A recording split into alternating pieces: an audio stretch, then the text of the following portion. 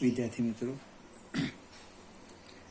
Chapter 1 ઉદાહરણ 4.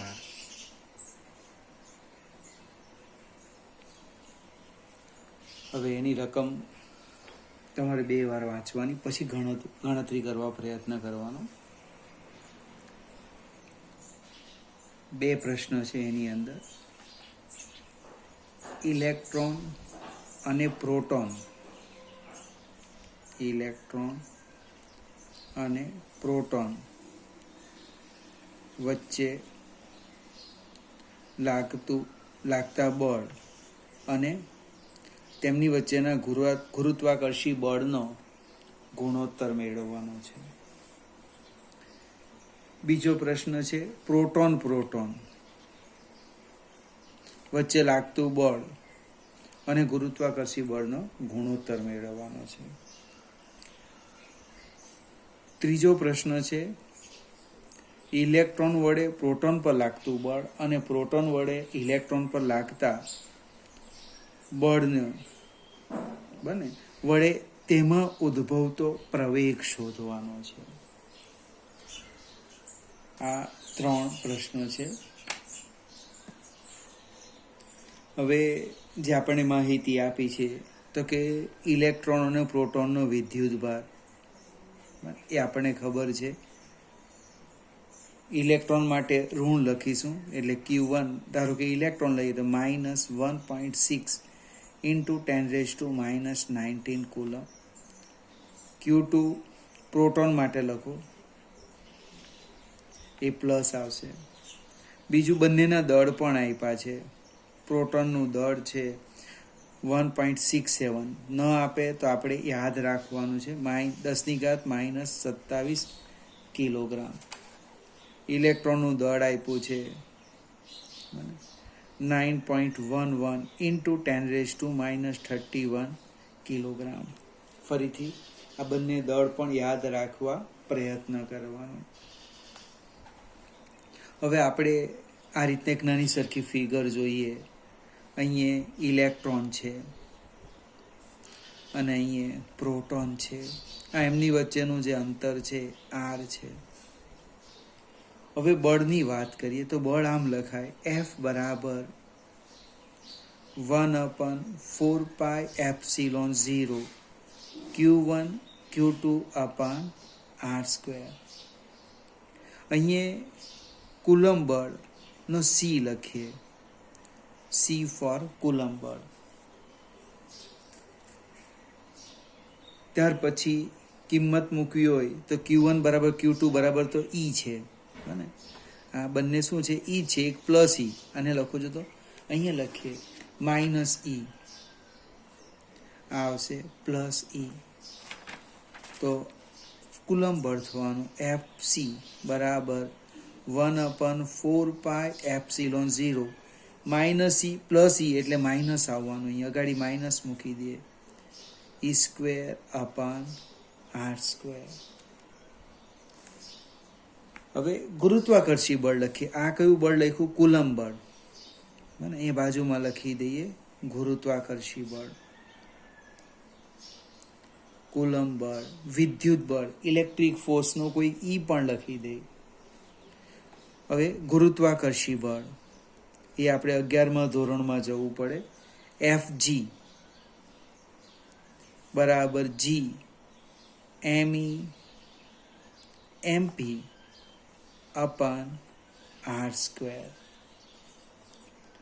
આ coulomb બળ અને ગુરુત્વાકર્ષી બળની મૂલ્યની આપણે સરખામણી કરવાની છે. આ જે ઋણ નિશાની છે એ આકર્ષણ બળ બતાવે. આકર્ષણ, અહીંયા પણ ઋણ નિશાની શું બતાવે? આકર્ષણ બળ બતાવે. આપણે માત્ર મૂલ્યનો ગુણોત્તર લેવાના છે. F coulomb, F ગુરુત્વાકર્ષી. F coulomb લખી દે 1/4πε0 E²/R². G ME MP/R². હવે આ R² ને R² નીકળી જશે. બીજું અહીંયા સાઈડ પર લખી દઈએ. આ જે 1/4πε0 છે એની જગ્યાએ હું K લખી દઉં. 1/4πε0 છે, એની જગ્યાએ કે લખી દઈએ. આ r² નીકળી જાય એટલે ગુણોત્તર શું થવાનો? કે e² અપન જી એમઈ એમપી. હવે બધી જ કિંમત ખબર છે, આપણે મૂકી દઈએ. કેની કિંમત કે 9 ગુણ્યા 10⁹ ગુણ્યા ઈ 1.6 નો વર્ગ ગુણ્યા 10⁻⁻19 ગુણ્યા 2. અહીંયા મારે વર્ગ કરવાનું, તો વર્ગ એટલે 19 ગુણ્યા 2 છેદમાં 6.67 ઇન્ટુ 10⁻11. આ 11મા ધોરણમાં આવે સાર્વત્રિક અચળાંક. ગુણ્યા ઇલેક્ટ્રોનનું દળ 9.11 ગુણ્યા 10⁻31 ગુણ્યા એમપી પ્રોટોન 1.67 10⁻27. હવે અંશનું સાદુરૂપ પહેલા આપીએ, ઉતાવળ નહીં કરવાની આપણે. 1.6 ગુણ્યા 1.6 ગુણ્યા 9 એટલે અંશમાં આમ થવાનું 23.04 ગુણ્યા 10⁻19 -38 વત્તા 9. આધાર સરખા ગુણાકાર ઘાતાંકનો સરવાળો છેદમાં 6.67 ગુણ્યા 9.11 ગુણ્યા 1.67 એટલે 101.47 ઇન્ટુ 10 છેદમાં જો ભાઈ 10⁻11 31 ને 27 -11 -31 -27. આધાર સરખા ગુણાકાર ઘાતાંકનો સરવાળો એટલે 23. આપણે લખી દઈએ પહેલા 23.04 છેદમાં 101.47. અહીંયા લખો ગુણ્યા 10⁻38 માંથી 9 જશે એટલે -29. અહીંયા છેદમાં 10 કેટલી છે 11 વત્તા 31 વત્તા 27 એટલે 69. આ પણ માઇનસ છે. 23.04 ભાગ્યા 101.47 એટલે 0.227 ગુણ્યા 10⁻−29 ઓછા વત્તા 69 એટલે ગુણોત્તર આવે છે જો F કુલમ, F ગુરુત્વાકર્ષી અને 69 માંથી 29 બાદ કરો એટલે 40 રહેવાના. 0.227 ઇન્ટુ 10⁻40. દશાંશ ચિહ્નને આપણે 1 ખસેડીએ, 1 અંક જમણી બાજુ એટલે 2.3 ગુણ્યા 10 જમણી બાજુ ખસેડ્યું એટલે ઘાત કેટલા ખસેડા 1, તો 1 બાદ કરવાના, ઘટાડો 40 માંથી 1 જાય એટલે 39. વિદ્યાર્થી મિત્રો, આ કંઈક પરીક્ષામાં પૂછવા માટેનો પ્રશ્ન નથી, પણ તમને થિયરી સમજાવવા પ્રયત્ન કરે કે જે વિદ્યુત બળ છે એ કુલંબ બળ કરતાં ખૂબ પ્રબળ છે. ગુરુત્વાકર્ષી બળ કરતાં ખૂબ પ્રબળ છે. આ કુલમ બળ ને આ ગુરુત્વાકર્ષી બળ. કુલમ બળ એ ગુરુત્વાકર્ષી બળ કરતાં કેટલું? 10⁻39 જેટલું પ્રબળ છે, ખૂબ પ્રબળ. એ સમજાવવા માટે આ એક એક્ઝામ્પલ છે, પણ આપણે એની ગણતરી કરવાની, પ્રેક્ટિસ બરાબર કરવાની. સેમ હવે 2 પ્રોટોનની વાત કરું. મને આર અંતરે 2 પ્રોટોન છે, આ જ ફિગર લઈ લેવું. અહીંયા બી મૂકી દેવું પ્રોટોન, અહીંયા બી મૂકી દેવું પ્રોટોન. હવે ડાયરેક્ટ આપણે ગુણોત્તર લખીએ, ત્યાં બધું લખ્યું જ છે.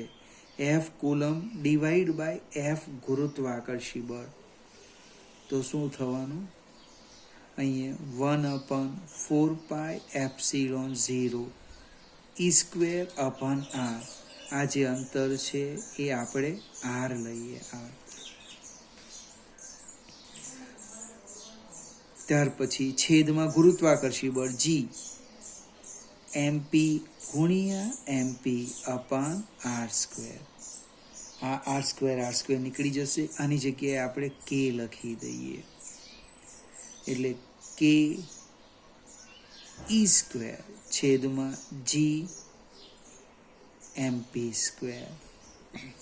એટલે K ની કિંમત મૂકો 9 ગુણ્યા 10⁻9, 1.6 નો વર્ગ ગુણ્યા 10⁻19 દુ 38 છેદમાં 6.67 જીની કિંમત જે આપણને આપી નથી, ગુણ્યા 1.67 નો વર્ગ ગુણ્યા 10⁻−27 ગુણ્યા 2 એટલે -54. આપણે આનું સાદું રૂપ ડાયરેક્ટ હવે આપી દઈએ. આગળ આપણે સમજાવ્યું, ટુકડા પાડતા નથી. 1.6 ગુણ્યા 1.6 ગુણ્યા 9 એટલે 23.04 ગુણ્યા 10⁻38 માંથી 9 જાય એટલે -29. 1.67 ગુણ્યા 1.67 ગુણ્યા 6.67 એટલે 18.6 ગુણ્યા 10⁻−54 ને -11 બંનેનો સરવાળો થશે એટલે -65. એટલે સાદું રૂપ કેટલું થવાનું? 23.04 ભાગ્યા 18.6 એટલે 1.2 ઇન્ટુ 10⁻5 એટલે -29 ઓછા વત્તા 65 એટલે 65 માંથી કેટલા બાદ કરવાના? 29 એટલે 36 આવવાના. 1.2 ગુણ્યા 10⁻36. ફરીથી ઇલેક્ટ્રોન પ્રોટોન કે પ્રોટોન વચ્ચે લાગતું છે વિદ્યુત બળ, કુલમ બળ, એ તેમની વચ્ચે લાગતા ગુરુત્વાકર્ષી બળ કરતા ખૂબ મોટું છે. હવે જે બીજો પ્રશ્ન છે એ ખરેખર અગત્યનો છે, એ સમજવા પ્રયત્ન કરીએ. એ પરીક્ષામાં પૂછી શકાય. હવે ઇલેક્ટ્રોન પર પ્રોટોન વડે લાગતું બળ કે પ્રોટોન વડે ઇલેક્ટ્રોન પર લાગતું બળ. આ જે Fe લખ્યો એ ઇલેક્ટ્રોન પર પ્રોટોન વડે લાગતું બળ, અને એ લખું પ્રોટોન પર ઇલેક્ટ્રોન વડે લાગતું બળ. એ બંને સરખા જ આવવાના મૂલ્યમાં, પણ દિશા કેવી આવવાની? પરસ્પર વિરુદ્ધ આવવાની. હવે એ એક લખી દઈએ સૂત્ર, K E² અપાન R². વિદ્યુતભાર બંનેના સરખા છે. અંતર R આપણને આપેલું છે, અહીં R સાઈડ પર લખી દેમ છું. R આપ્યું છે કેટલા અંતરે? 1 એંગસ્ટ્રોમ એટલે 10⁻−10 મીટર. કિંમત મૂકો એટલે બળનું મૂલ્ય આવશે 9 ગુણ્યા 10⁻9, 1.6 નો વર્ગ ગુણ્યા 10⁻−19 દુ 38 વર્ગ છે ને મેં સીધો જ લખું છું, છેદમાં 10⁻−20 10⁻−10 બને એનો વર્ગ કરવાનો ને, -10 ગુણ્યા 2 એટલે -20 થાય.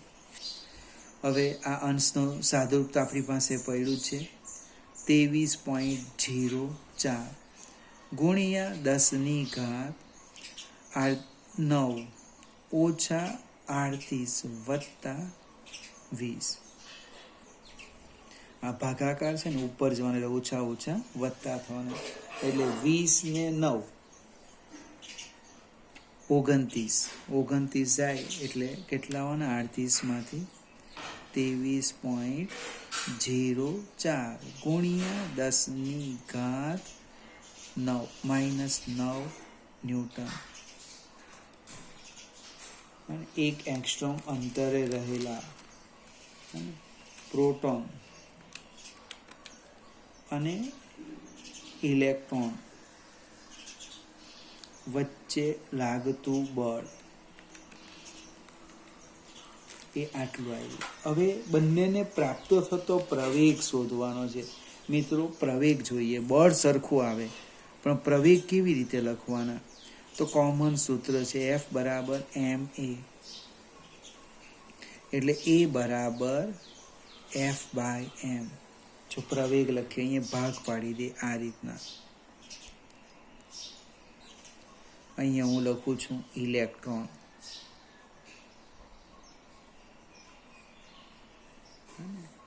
અને અહીંયા લખી દઈએ પ્રોટોન. તો AE આમ લખાય, AE = FeP/me.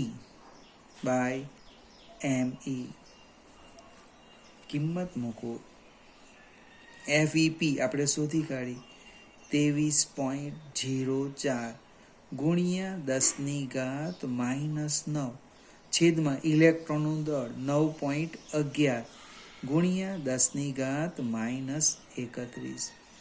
સાદું રૂપ આપીએ આપણે 23.04 ભાગ્યા 9.11 એટલે 2.5 ગુણ્યા 10⁻9 + 31 બને એટલે કેટલા થવાના? 22 મીટર/સેકન્ડ². પાછો સમજાવું, આ -31 એ ઉપર જાય એટલે પ્લસ થાય.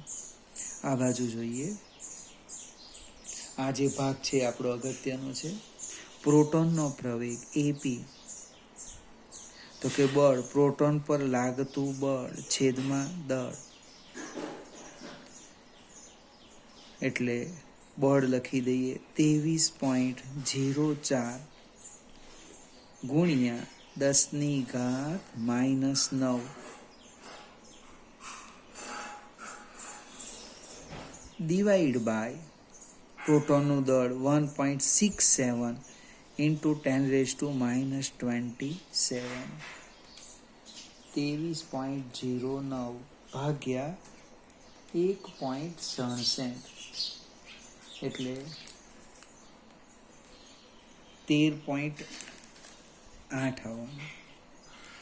13.8 ગુણ્યા 10⁻, ઉપર 27 જાય એટલે પ્લસ, બરાબર? 27માંથી કેટલા બાદ કરવાના? 9 એટલે 18 આવવાના.